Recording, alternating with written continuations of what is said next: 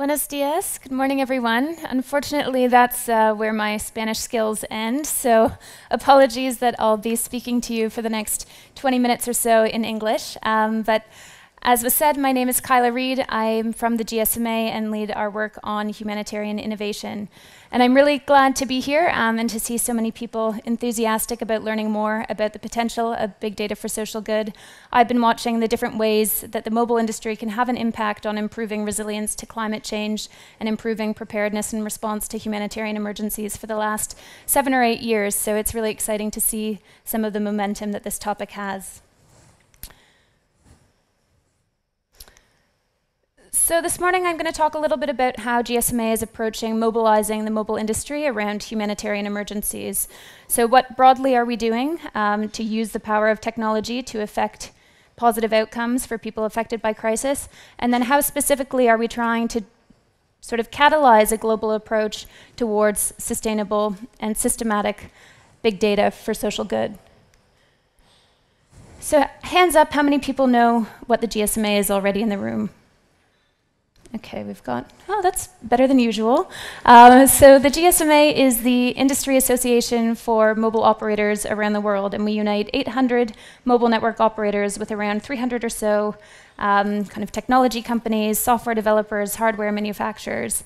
And the purpose is really to leverage that network around collaborative projects that can have an impact. So we represent the interests of our members, but really try and help bring them together on areas of common interest where they can have a bigger impact. And one of the things that's really fundamental to the way that we work with our operator members is our industry purpose. And this purpose was articulated around the development of the UN Sustainable Development Goals, the 2030 Agenda. And the industry had a look at itself and thought, you know, we're already making transformation for people, for environment, for societies, but how can we collectively do this better? And so we've articulated our purpose, which is connecting everyone and everything to a better future, and really looking very intentionally at the different ways that mobile technology can affect all the different SDGs, and focusing our collaborative actions on accelerating our impact around that. So we know that climate resilience, resilient societies are key to achieving the Sustainable Development Goals. And so the GSMA works on this in sort of 2 broad areas. One is our Mobile for Humanitarian Innovation program, which I run. And we're a team who focus on accelerating the transformative power of digital in humanitarian contexts. So we look at things like how can mobile money systems be used to accelerate digital humanitarian cash transfers, or if we know that women are less likely to own a mobile phone, how can we ensure that as humanitarian services become more digital, women aren't further left behind? So we look across the different ways that mobile operators can have an impact for people affected by crisis, from early warning systems all the way to some of these other services that can have an impact.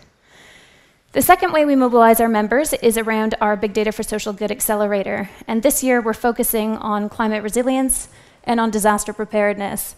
And we're really working with our mobile operator members and the humanitarian community, governments, NGOs to understand how we can match some of these supply and demand side requirements. So we have mobile operators who have the technical capabilities, the insights, the data, and then we have the demand side organizations who are really the ones who are going to make actionable decisions based on this data. So how can we start informing that conversation, building the tools for replication, and help driving scale? So why are we doing this? As an industry association, it might seem like a bit of an unusual focus area where we're investing lots of resources. And we've heard a little bit about this already this morning, but it's really because the need is so great. We know that we have more forced displacement this year than ever before. We know that 145 million people are expected to be in need of humanitarian assistance. And what we do know is that the cost of meeting these needs is outstripping the resources available. The current way of building resilience, of responding, is just not cost effective, and it's not enough. One of the things that came out of the Sustainable Development Goals discussions and the World Humanitarian Summit was really a recognition that because of this gap in meeting needs, the private sector needs to become more engaged. And we've seen numbers of our mobile operator members, from Telefonica through to Vodafone and Orange, really leading the way, showing how mobile technology mobile network operators, the private sector, can really engage with humanitarian partners on these issues. So some of the ways that we work with our members and partners around the humanitarian agenda are through research. What is the challenge? Where is technology most relevant? Where is it not going to have an impact? How can we sort of map out the areas that present the best opportunities and understand better what the barriers are? What are the partnership models that sort of sit under these different services and solutions? We know it's not just about the technology. We know it's not just about what can be flown in when crisis hits. It's really about that preparedness phase and making sure that different partners understand the value that each are bringing. We also know that the regulatory environment plays a role, and that's very true in the context of big data for social good. So different policy environments, different regulatory frameworks will either limit or enable the way that mobile operators and other partners can take advantage of this technology and use it.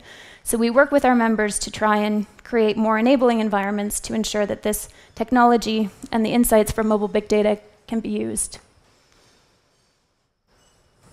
And one of the kind of umbrellas that we wrap this work under is called our Humanitarian Connectivity Charter. And I won't spend a lot of time on this, but just to let you know that this is kind of one way that we're mobilizing the industry. We have over 148 mobile operator members and a number of humanitarian partners who have assigned a commitment to say, we believe that we should be better prepared, we should be more coordinated, and we should be more systematic in our approach to addressing humanitarian crises, whether those are natural disasters or more complex emergencies. So we're really seeing kind of a momentum and a shift in the industry to tackle these challenges together. So about 2 years ago, the GSMA thought, one of the biggest tools in humanitarian contexts, in climate challenges and health challenges, is big data, and mobile big data specifically. And we know that there's been lots of really promising pilots and demonstrations of what can be done, but we're really lacking this at scale. So we have lots of good projects, lots of good outcomes, but still there are these barriers that we just can't quite seem to crack to elevate this, have it become more predictable, systematic. So we decided that we would launch Big Data for Social Good, which again is really an initiative that's meant to help accelerate how operators can scale and systematize their mobile big data for emergencies. So I've talked a bit about the context already, but what are the things that mobile data itself can do? It can provide actionable insights. It can enable a more effective and efficient response. It can help identify, through aggregated and anonymized mobility data taken from the mobile network, where people are going, where they've been displaced, and then help inform agencies, responders, about where to prioritize and where the need is most.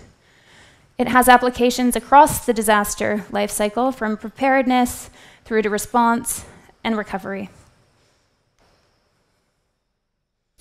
So when we talk about big data, it's a big field. It can mean lots of things to different people. And what the GSMA is really focused on are mobile network operators and the specific insights that can be kind of unlocked using mobile network infrastructure data.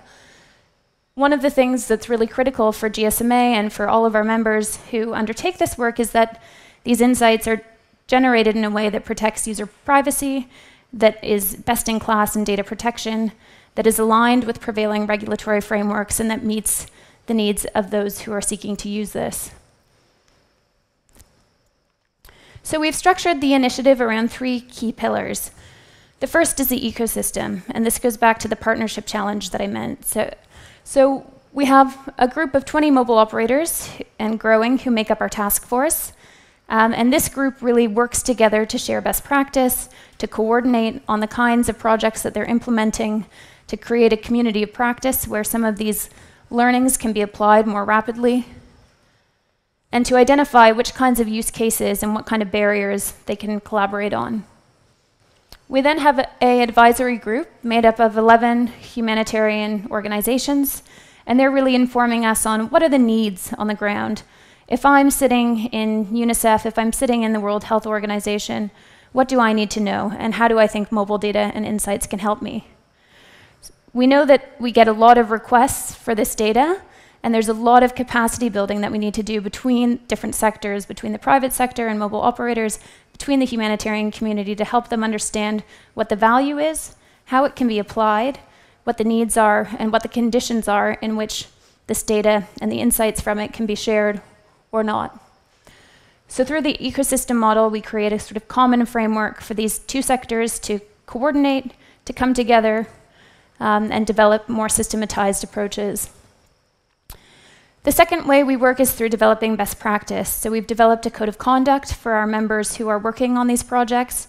We've developed a privacy framework for the industry that looks at ensuring that we're considering kind of key questions around data protection. And these are really tools for mobile operators and for the industry to help them build the confidence and the skills to do this on a more regular basis. We're also doing some work right now on what is the sustainable model, business model for big data for social good. We know that it has cost implication, it requires time, it requires effort, it requires infrastructure. So how can we make sure that we're really kind of thinking about how this is going to run over the long term and what model is going to sit behind it? And then the final way we work is much more practical. It's around the implementation level. So how can we, as mobile operators, actually apply these frameworks, work on these partnerships in the field? So we've done one set of trials across 3 countries that were focused first on epidemics. And this year, they're focused on disaster preparedness and climate change. So I'm going to tell you a little bit more about those now. So the first wave of implementations were focused on epidemics. And they featured a range of different mobile operators, Airtel, Telenor Group, and Telefonica. So Airtel was focused on India.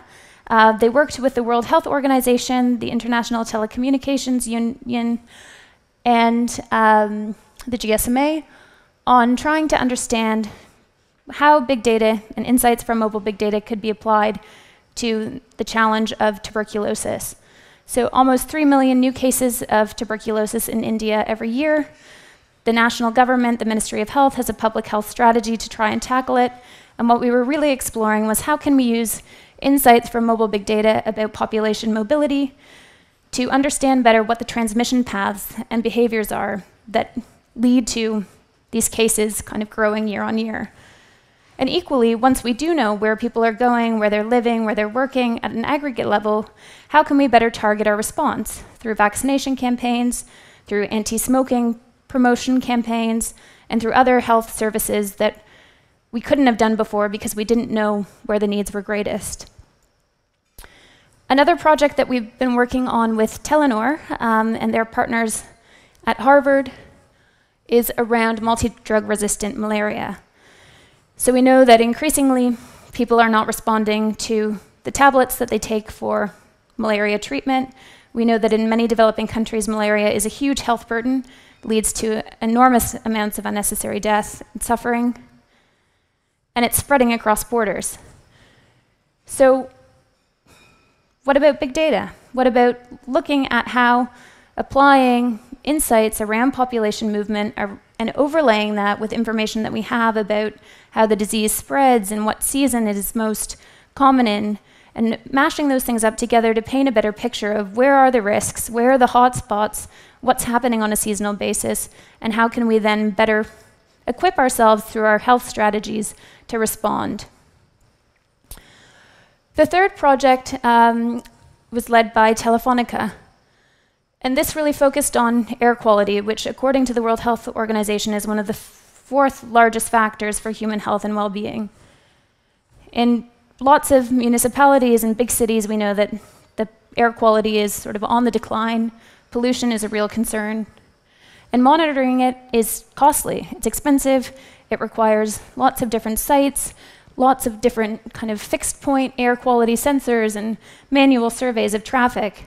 Take a lot of time, take a lot of money to run. And often they don't give us insights in advance. So Telefonica worked with partners. It created a unique machine learning model that looks at aggregated anonymized mobile data, matches that with infrastructure in the city, with city maps, with information about weather, and really paints a better picture more early of what the risks are.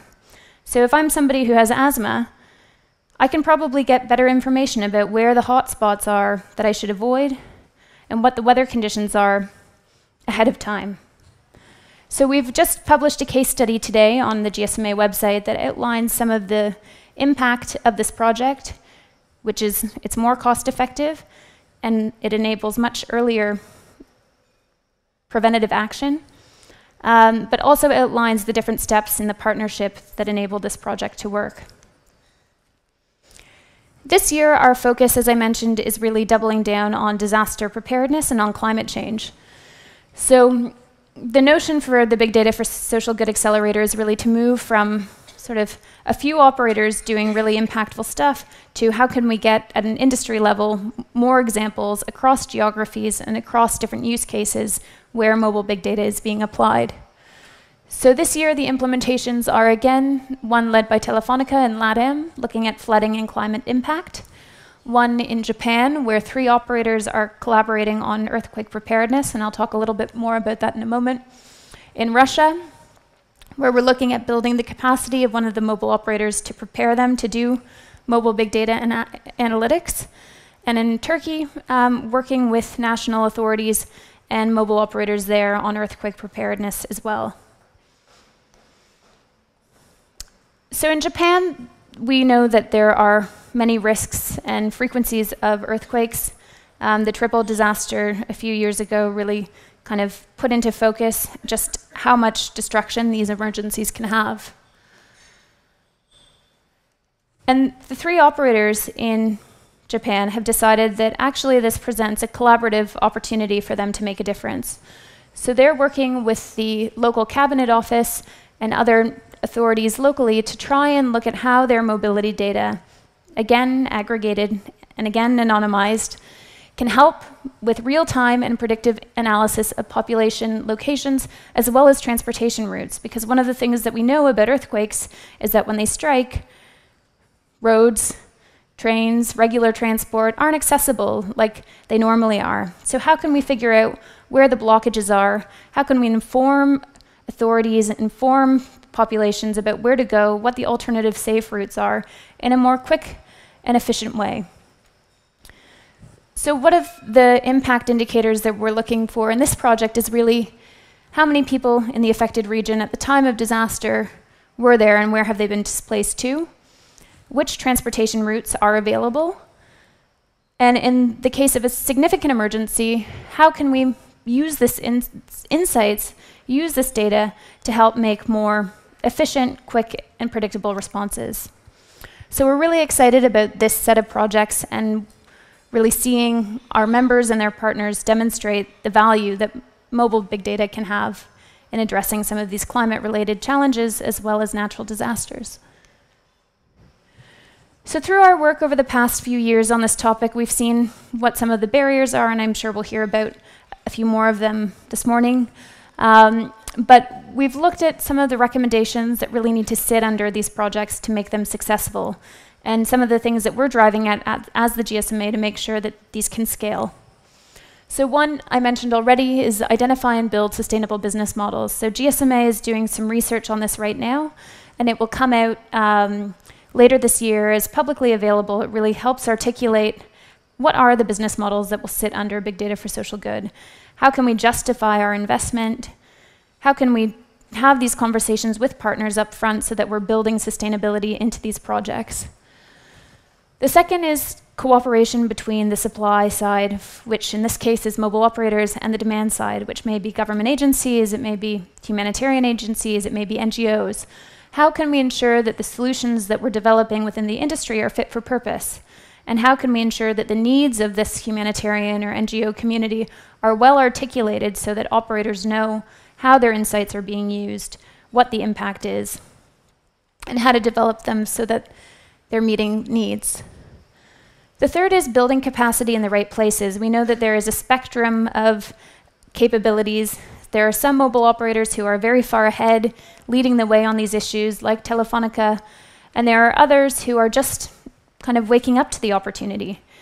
Equally, in the humanitarian sector, there's agencies who are hungry for mobile big data, who have people in-house, who know how to process the insights, who know how to integrate it into their planning, but that's not everywhere. So how do we build capacity so that as these insights become more available, more scalable, there's actually people who know what to do with them? And lastly, creating tools for public good. And that's really what we're trying to do through this initiative. What are some of the standard approaches that can be kind of cross-referenced and used to help accelerate replication and scale, whether that's around privacy, whether that's around processing of the data, whether that's around partnership models or business models?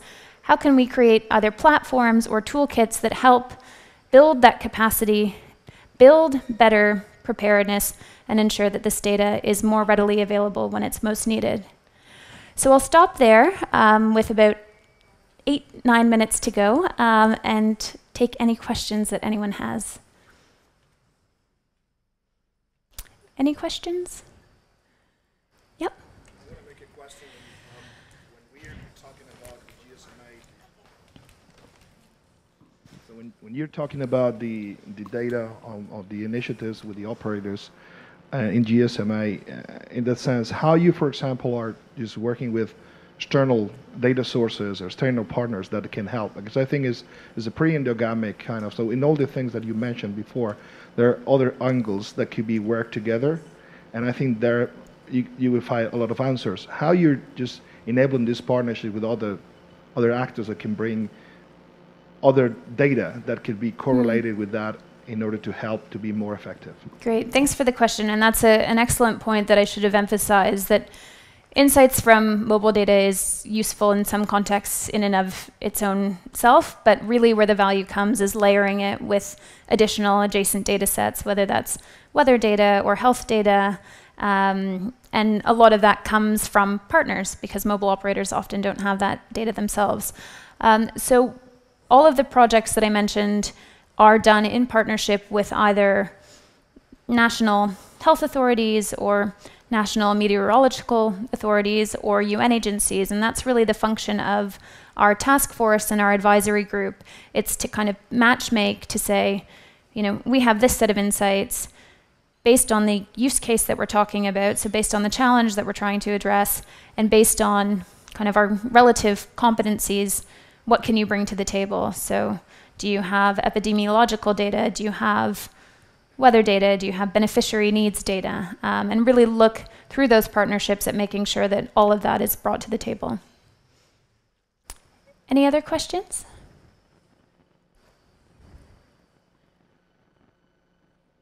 Great, well, thank you for your attention, and I'll be available if you do have any questions during the coffee break.